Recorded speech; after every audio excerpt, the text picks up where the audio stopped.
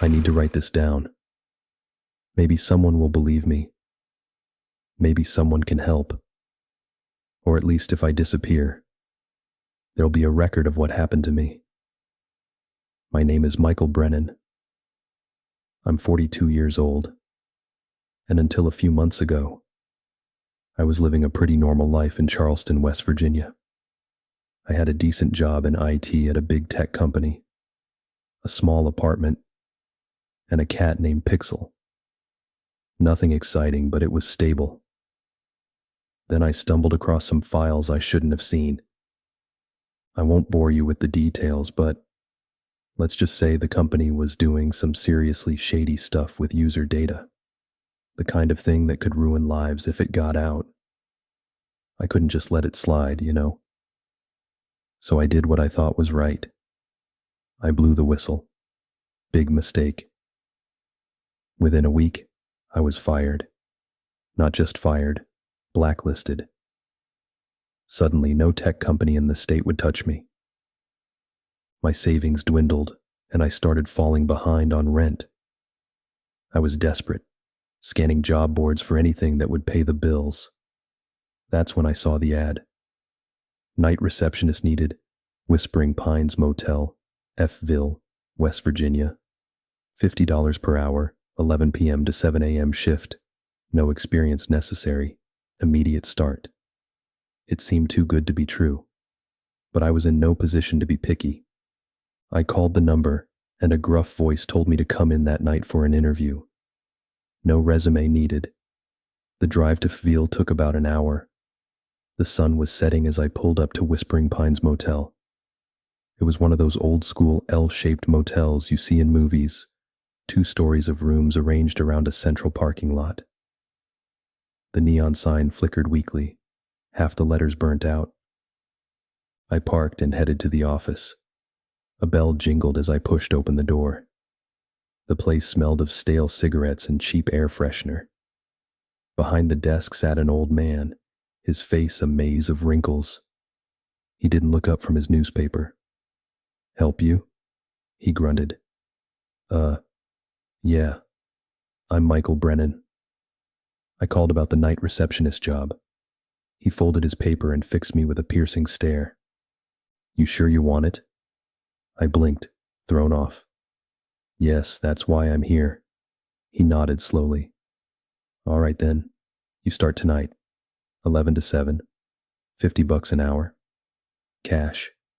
Any questions?" I had about 1,000,000 questions, but I was so surprised I could only stammer, "Don't you want to interview me?" He shrugged. "You showed up. That's all the interview I need. Job ain't for everyone." The pay was too good to pass up. "Okay, great. What do I need to do?" "Check in any guests, keep an eye on things, and follow the rules." He pulled a folded piece of paper from his pocket and held it out to me. "Memorize these. Don't write them down. Don't tell anyone about them. Break a rule, you're done." "Got it." I took the paper, my hand trembling slightly. "Got it. Good. See you at 11. I left in a daze, clutching the paper. Once I was in my car, I unfolded it and read, "Rules for night shift at Whispering Pines Motel." Rule 1. At 11:15 p.m., turn off the neon sign. Turn it back on at 6:45 a.m., not a minute earlier or later. Rule 2. If you hear knocking from inside the ice machine, ignore it. Do not open the ice machine between 2 a.m. and 4 a.m. Rule 3. Room 237 is always vacant. If anyone asks about it, tell them it's under renovation. If you see lights on in room 237, do not investigate. Rule 4. The phone in the office will ring at 3:33 a.m. every night. Answer it, but do not speak. Listen for exactly 66 seconds, then hang up. Rule 5. If a guest checks in and gives the name John Smith, give them the key to room 113, regardless of availability. Do not look at their face. Rule 6. The vending machine in the lobby will sometimes dispense items that are not food or drinks. If this happens, dispose of the item immediately. Do not touch it with your bare hands. Rule 7. At 5:55 a.m., lock yourself in the supply closet for exactly 5 minutes. Do not come out early, no matter what you hear. I stared at the list, my mind reeling. This had to be some kind of joke, right? A hazing ritual for new employees. But something in the old man's eyes told me he was deadly serious. I glanced at my watch. 10:45 p.m. I had 15 minutes to decide if I was really going to go through with this. Pixel's face flashed in my mind. The past due notices piling up on my kitchen counter. The sneer of my former co-workers as I was escorted out of the building. I took a deep breath and got out of the car. The old man was gone when I entered the office at 11 p.m. sharp. In his place was a younger guy, maybe in his 30s, with dark circles under his eyes. "You the new guy?" he asked, already standing up and gathering his things. I nodded. "Yeah, I'm Michael." He grunted, not bothering to introduce himself. "Good luck," he muttered as he brushed past me. "Wait," I called after him. "Any advice?" He paused at the door, not turning around. "Yeah, follow the rules." And then he was gone.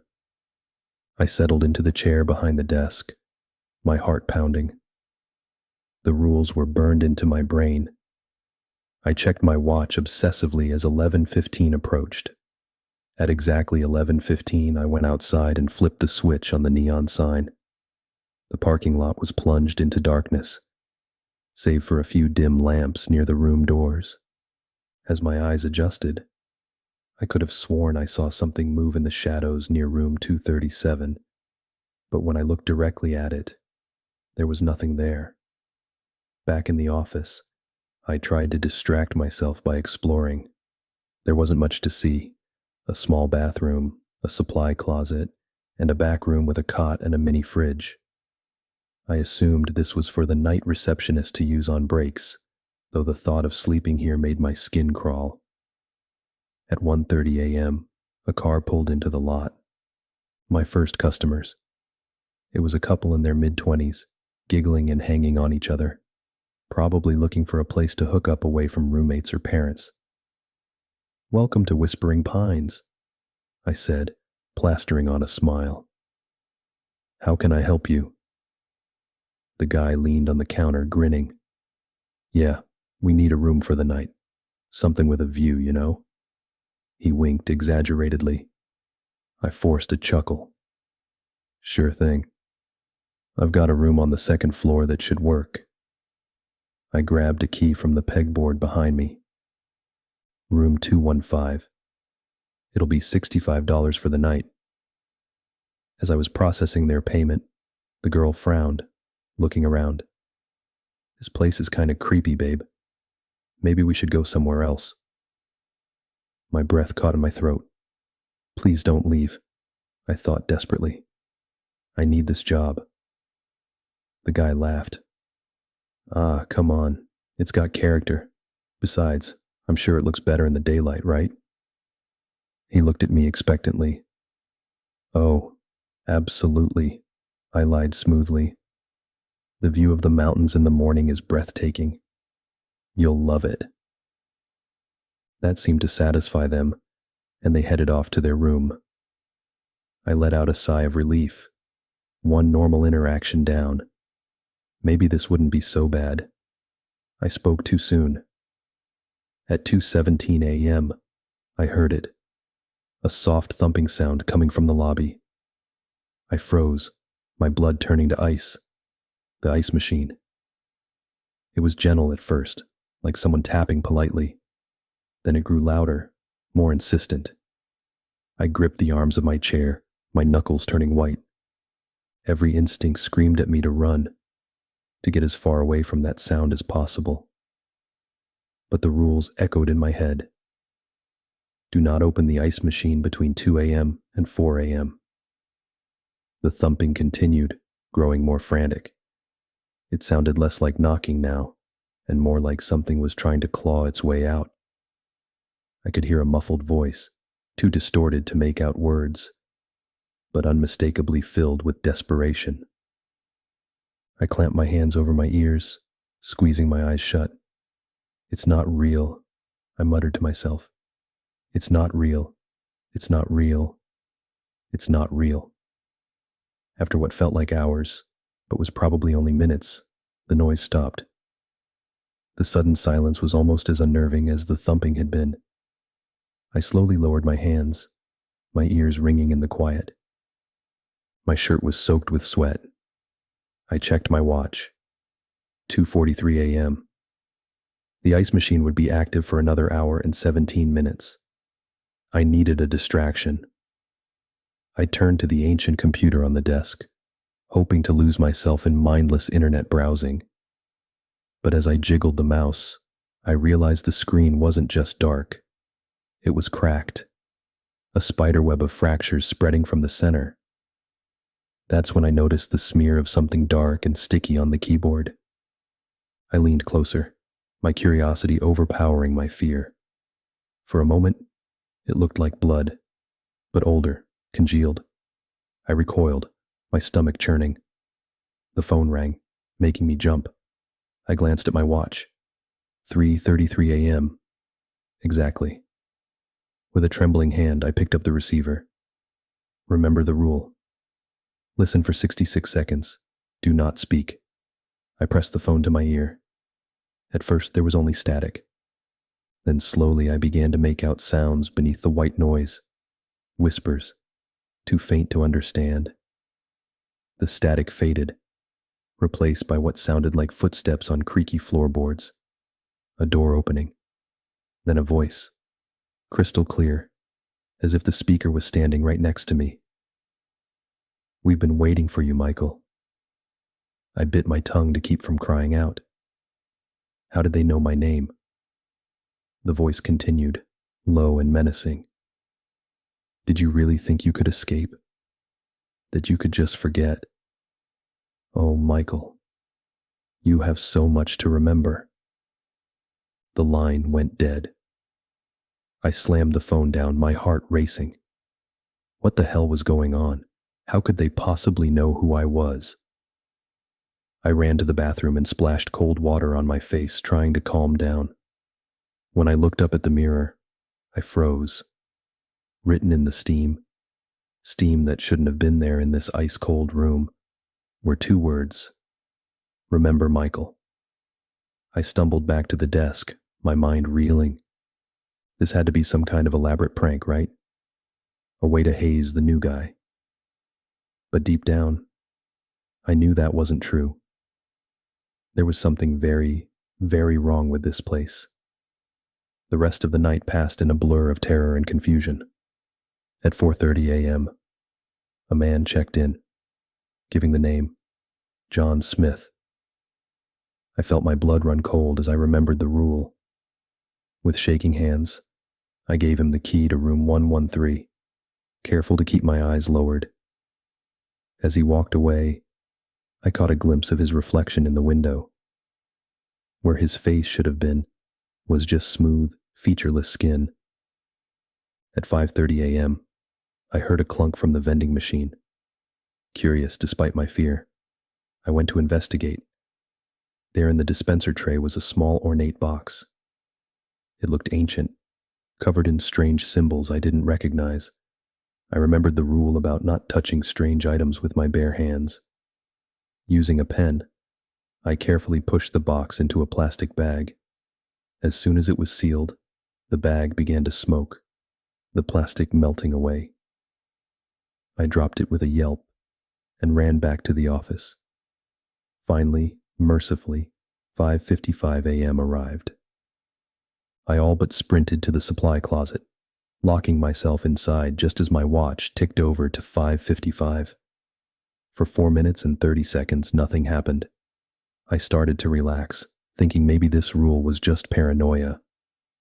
Then I heard it, a low, guttural growl right outside the door. The handle jiggled. Something heavy slammed against the wood, making the whole closet shake. I pressed myself into the corner, biting my fist to keep from screaming. The door bulged inward with each impact. I was certain it would burst open at any moment.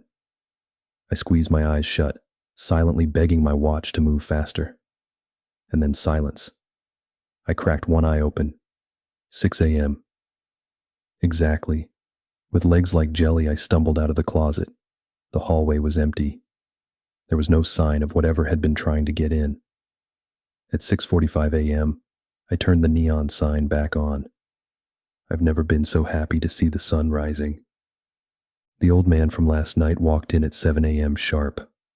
He looked me up and down, taking in my disheveled appearance and wild eyes. "You made it," he grunted, sounding almost impressed. "Want to quit?" I opened my mouth to say yes, to tell him he could keep this hellish job. But then I thought of my empty bank account, of Pixel who needed to eat, of my landlord who was already talking about eviction. "No," I heard myself say. "I'll be back tonight." He nodded, unsurprised. "See you at 11. Then, as I walked to my car, my phone buzzed. A text from an unknown number. "Good job, Michael. You're remembering. See you soon." I drove home in a daze, my mind racing. What had I gotten myself into? What did they mean I was remembering? And most importantly, how did they know who I was? Little did I know this was only the beginning. The true horror of Whispering Pines Motel and my connection to it was yet to be revealed. Night 2, I spent the day in a fog, alternating between fitful naps and paranoid Google searches. I found nothing about Whispering Pines Motel online, which seemed impossible in this day and age. It was as if the place didn't exist. As night fell, I seriously considered not going back, but the thought of ending up on the street, of letting down Pixel, I couldn't do it. So at 10:30 p.m., I found myself driving back to Phil, my stomach in knots. The old man was there again, reading the same newspaper as before. He barely looked up as I entered. "You're early," he grunted. I nodded, not trusting myself to speak. He folded his paper and fixed me with that unnerving stare. "Listen, boy, you made it through one night. That's more than most. But it gets worse. You sure you want to stay?" I swallowed hard. "I need the money," I said weakly. He shook his head. "Money ain't worth your soul, kid. But it's your choice." He stood up, grabbing his coat. "Oh, and one more thing. There's a new rule tonight. Check the drawer." With that, he left. I waited until I heard his car pull away before opening the desk drawer. Inside was a single slip of paper. Rule 8. If you see a little girl in a white dress, do not let her in, no matter what she says or does. Do not open the door. Great, because things weren't creepy enough already. The night started much like the previous one. I turned off the sign at 11:15, settled in behind the desk, and tried not to jump at every little sound. Around 1 a.m., a truck pulled into the lot. An older man, probably in his 60s, came in looking exhausted. "Evening," he said, his voice gravelly. "Got a room?" I nodded, reaching for a key. "Just you tonight?" he grunted. An affirmative. As I was checking him in, I noticed his hands. They were covered in what looked like grease or oil, but there was something off about it. It was too dark, almost black, and it seemed to shimmer slightly in the fluorescent light. I must have been staring because he suddenly pulled his hands back, shoving them in his pockets. "Had some car trouble on the way," he muttered, not meeting my eyes. I quickly finished the check-in process, handing him the key to room 109. As he turned to leave, I caught a whiff of something wrong. It wasn't body odor, or the usual smells you might expect from a traveler. It was acrid, chemical, with an underlying sweetness that made my stomach turn. Once he was gone, I found myself obsessively washing my hands as if I had touched something contaminated. What was wrong with me? He was just a normal guest, right? The next few hours passed uneventfully. I dealt with the 3:33 a.m. phone call. More whispers this time, sounding like they were arguing about something, and carefully avoided looking at room 237, where I could swear I saw flashes of light under the door. At 4:17 a.m., it happened.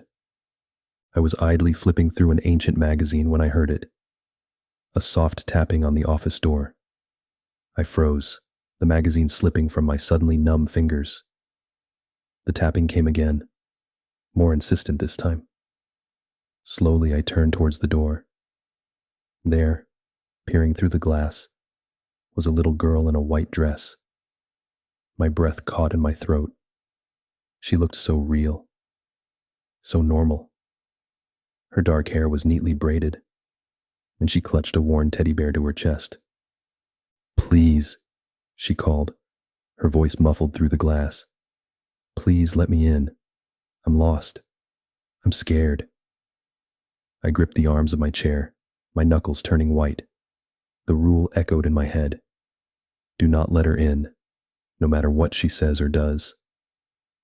"I'm sorry," I called back, my voice shaking. "I can't open the door. It's against the rules." Her face crumpled, tears welling up in those unsettling eyes.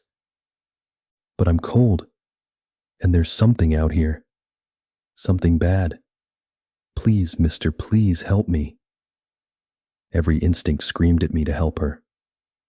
What kind of monster leaves a child out in the cold? But I remembered the old man's words. "Money ain't worth your soul, kid." "I'm so sorry," I said again, feeling like the worst person in the world. "I really can't. But I can call someone for you, the police or—" Her expression changed in an instant. The tears vanished, replaced by a look of pure malevolence that chilled me to my core. When she spoke again, her voice was different, deeper, layered with other voices, old and full of hatred. "You'll regret this, Michael Brennan," she hissed. "You can't hide from what you've done. We'll make you remember. We'll make you pay." And then she was gone. One moment she was there, pressing against the glass, and the next, she had vanished into thin air. I sat there shaking for what felt like hours. What did it mean? Make me remember. What had I done? The questions swirled in my mind, making me dizzy with fear and confusion. I don't remember turning the sign back on or the old man arriving. I just know that suddenly I was in my car, driving home in the early morning light. As I pulled into my apartment complex, my phone buzzed. Another text from the unknown number. 2 down, 5 to go. The past always catches up, Michael. I deleted the message with trembling fingers and stumbled up to my apartment. Pixel greeted me at the door, meowing for breakfast. The normality of it, my cat, my cluttered apartment, the morning sun streaming through the windows, felt surreal after the night I'd had. As I poured kibble into Pixel's bowl, a wave of dizziness washed over me. I gripped the counter, squeezing my eyes shut as images flashed through my mind. A stark white room, the smell of antiseptic, a man in a lab coat leaning over me, saying something about successful suppression of memories. I gasped, my eyes flying open. What the hell was that? A forgotten dream? Some kind of hallucination brought on by stress and lack of sleep?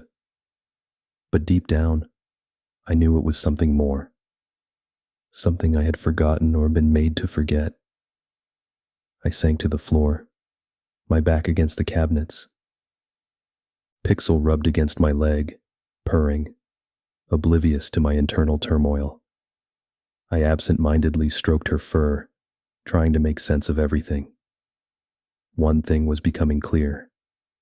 Whispering Pines Motel was more than just a creepy place with strange rules. It was connected to me somehow, to my past, and if I wanted answers, I would have to go back. God help me, I would have to go back. Night 3. I spent most of the day researching, though I wasn't sure what exactly I was looking for. I dug into the history of Phil, looking for any mentions of Whispering Pines Motel or strange occurrences in the area. I found nothing concrete, just vague forum posts about people feeling weird vibes in that part of town. I also tried to dig into my own past, hoping to jog some memory of what I might have forgotten. But aside from that brief flash in my kitchen, nothing came. It was like there was a wall in my mind blocking off a part of my life. As night fell, I felt the familiar dread settling in my stomach, but mixed with it now was a perverse sort of anticipation. I needed answers, and Whispering Pines seemed to be the key to getting them. I arrived early again, half hoping to catch the old man and demand some answers, but the office was empty when I got there. The only sign that anyone had been there was a new note in the drawer. Rule 9. At exactly 2:03 a.m., go to the vending machine and press B5 twice, then C3 once. Take whatever comes out and place it under your pillow in the back room. Do not look at it. I read the note 3 times, my unease growing with each pass. What kind of sick game was this? The first few hours of the shift passed without incident. No guests checked in, which was both a relief and oddly unsettling. The silence felt oppressive, like the whole motel was holding its breath, waiting for something. At 1:22 a.m., I stood in front of the vending machine, my heart pounding. As soon as my watch ticked over to 1:23, I pressed the buttons. B5, B5, C3. The machine whirred to life, but instead of the usual clunk of a snack falling, there was a soft whooshing sound, like air being released. Then something dropped into the dispenser tray. Following the rule, I kept my eyes averted as I reached in. My fingers closed around something small and cold. It felt like metal with intricate engravings I could feel but didn't dare look at. I hurried to the back room, slipping the object under the pillow on the cot. As soon as I let go of it, I heard a faint whisper, too quiet to make out words. I practically ran back to the front desk, slamming the door behind me. The 3:33 a.m. phone call came right on schedule. This time, instead of whispers or footsteps, I heard what sounded like an old-fashioned film projector running. Then a man's voice, clinical and detached. Subject MB continues to resist memory suppression. Recommend increasing dosage and moving to more aggressive reconditioning techniques. The line went dead. I sat there frozen as the implications of what I'd heard sank in. MB, Michael Brennan. They were talking about me. But what did it mean? Memory suppression? Reconditioning? It sounded like something out of a science fiction movie, not anything that could happen in real life. And yet those flashes I'd been having, the gaps in my memory, the feeling that there was something important I'd forgotten. I was so lost in thought that I almost missed the sound of footsteps outside. I looked up just in time to see a figure walk past the office window. It was the man from last night, the one with the oil-stained hands. He was walking towards room 237.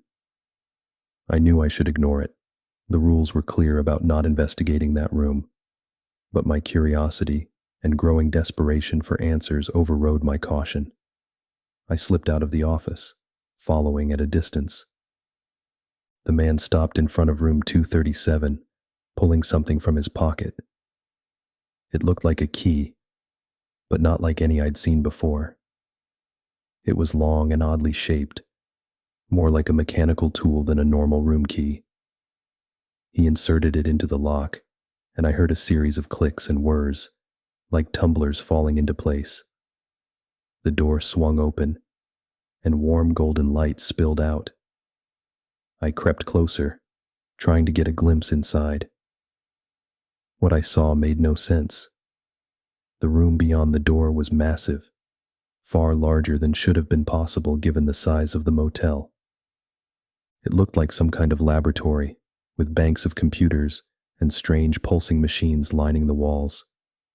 In the center of the room was a chair. No, more like a throne, covered in wires and blinking lights, and strapped to that chair was me. I stumbled back, my mind reeling. It wasn't possible. I was here, outside the room. How could I also be in there? The man turned, finally noticing me. His face twisted into a snarl, and he started towards me. I ran, not stopping until I was back in the office, the door locked behind me. I sank to the floor, my breath coming in ragged gasps. What did I just see? Was I going crazy? I went through the motions of the other rules, the supply closet at 5:55, turning the sign back on at 6:45. But I was on autopilot, my mind still trying to process what I'd witnessed. As I was leaving, the old man caught my arm. "You saw something you shouldn't have," he said, his voice low and urgent. "Be careful, boy. The walls between worlds are thin here, and some doors, once opened, can't be closed." I drove home in a daze, my mind spinning. When I got to my apartment, there was an envelope taped to my door. Inside was a single Polaroid photo. It showed me strapped to that chair in room 237, my eyes wide and terrified. On the back, written in red ink, "The experiment isn't over, Michael. It's just beginning." I sank to the floor, the photo clutched in my trembling hands. What had I gotten myself into? And more importantly, how was I going to get out?